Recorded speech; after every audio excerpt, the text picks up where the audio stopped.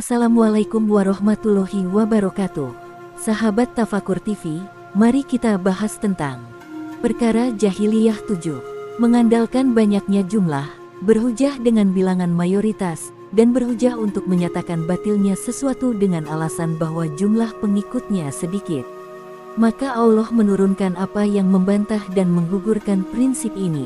Allah Ta'ala berfirman, "Dan jika kamu menuruti kebanyakan orang-orang di muka bumi ini, niscaya mereka akan menyesatkanmu dari jalan Allah. Mereka tidak lain hanyalah mengikuti perasaan belaka, dan mereka tidak lain hanyalah berdusta terhadap Allah. Sesungguhnya Rabbmu dialah yang lebih mengetahui tentang orang yang tersesat dari jalannya, dan dia lebih mengetahui tentang orang-orang yang mendapat petunjuk." Quran Surah Al-An'am ayat 116-117. Banyaknya jumlah orang yang sesat tidak mengharuskan kita untuk berpaling dari mengikuti kebenaran bagi orang yang memiliki ketajaman pandangan dan kejernihan hati. Karena kebenaran itu lebih berhak diikuti meskipun pengikutnya sedikit. Sebagaimana firman Allah Ta'ala, Daud berkata, "Sesungguhnya dia telah berbuat zalim kepadamu dengan meminta kambingmu itu untuk ditambahkan kepada kambingnya. Dan sesungguhnya kebanyakan dari orang-orang yang berserikat itu sebahagian mereka berbuat zalim kepada sebagian yang lain, kecuali orang-orang yang beriman dan mengerjakan amal yang solih, dan amat sedikitlah mereka ini. Dan Daud mengetahui bahwa kami mengujinya, maka ia meminta ampun kepada Robnya lalu menyukur sujud dan bertaubat." Quran Surah Shot ayat 24. Maka Allah mengabarkan tentang para pengikut dan penolong kebenaran bahwa mereka itu sedikit jumlahnya. Akan tetapi sedikitnya jumlah tidak menjadi masalah. Di dalam sebuah syair, "Engkau mencemooh kami, bahwa kami sedikit jumlahnya. Maka aku katakan kepadanya, sesungguhnya orang-orang mulia itu sedikit jumlahnya." Maksudnya orang yang memiliki ketajaman nalar akan melihat kepada dalil dan mengambil apa yang dihasilkan oleh bukti, meskipun hanya sedikit orang-orang yang mengetahuinya dan yang menaatinya. Barang siapa mengambil apa yang ada pada kebanyakan orang dan apa yang biasa diterima oleh orang awam tanpa melihat kepada dalil, maka ia salah. Ia meniti jalannya orang-orang jahiliyah dan cacat menurut pandangan orang-orang yang cerdik lagi pandai. Perkara jahiliyah 8. Beristidlal atau berargumentasi untuk menunjukkan batilnya sesuatu dengan alasan bahwa sesuatu itu aneh, maka Allah membantah alasan ini dengan firman-Nya dalam surah Hud.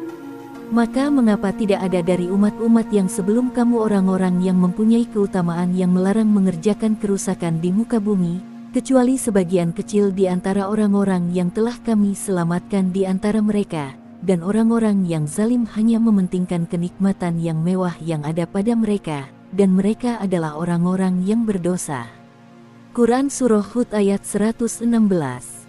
Makna ayat ini adalah suatu anjuran yang mengandung unsur menyayangkan, artinya mengapa tidak ada. Merekalah yang mencegah kerusakan yang terjadi di bumi-bumi yang terjadi di tengah-tengah mereka sebagaimana yang dituturkan dalam kisah-kisah mereka. Kerusakan itu ditafsirkan sebagai kekufuran dan maksiat-maksiat yang menyertainya. Kecuali sedikit orang yang kami selamatkan dari mereka, ini adalah pengecualian terputus.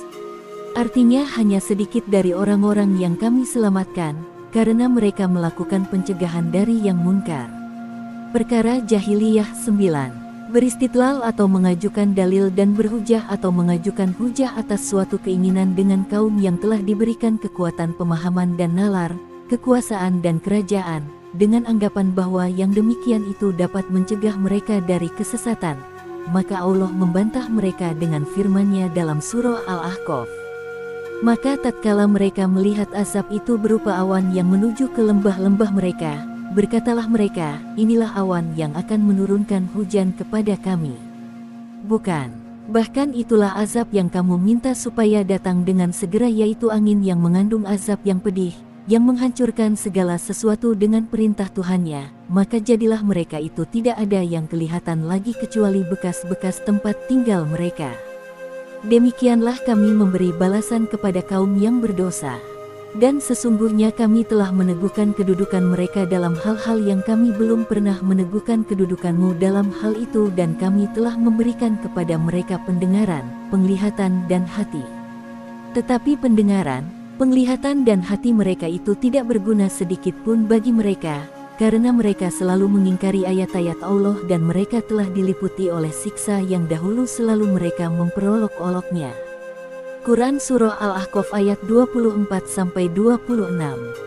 Maknanya, agar mereka menggunakannya sebagaimana alat-alat indrawi itu diciptakan agar mereka dengan masing-masing alat indrawi itu mengetahui berbagai macam disiplin ilmu yang telah digantungkan padanya, dan agar alat-alat indrawi itu digunakan untuk menunjukkan kepada penciptanya, supaya mereka senantiasa mensyukurinya.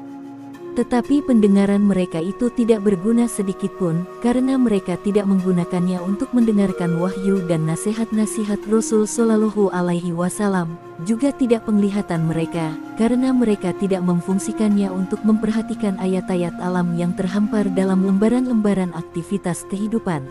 Juga tidak hati mereka, karena mereka tidak mempergunakannya dalam mengenal Allah. Dan mereka telah diliputi oleh apa yang dahulu selalu mereka memperolok-oloknya, yaitu azab yang mereka ingin segera lihat kedatangannya karena mereka tidak percaya dan menertawakannya. Dan mereka mengatakan, maka datangkanlah kepada kami azab yang telah kamu ancamkan kepada kami jika kamu termasuk orang-orang yang benar. Firman Allah lainnya, Ia berkata, sesungguhnya pengetahuan tentang itu hanya pada sisi Allah dan aku hanya menyampaikan kepadamu apa yang aku diutus dengan membawanya tetapi aku lihat kamu adalah kaum yang bodoh. Quran Surah Al-Ahqaf ayat 22. Ayat di atas membatalkan argumentasi dengan kaum yang telah diberi kekuatan dan keluasan dalam hal harta, badan, pemahaman, pemikiran dan lain sebagainya atas hal-hal yang tidak dimiliki oleh orang-orang Arab yang mendapatkan agama Islam. Meskipun demikian, mereka kaum yang kuat tadi adalah sesat dari jalan yang lurus, mereka mendustakan para rasul dengan ucapan-ucapan batil.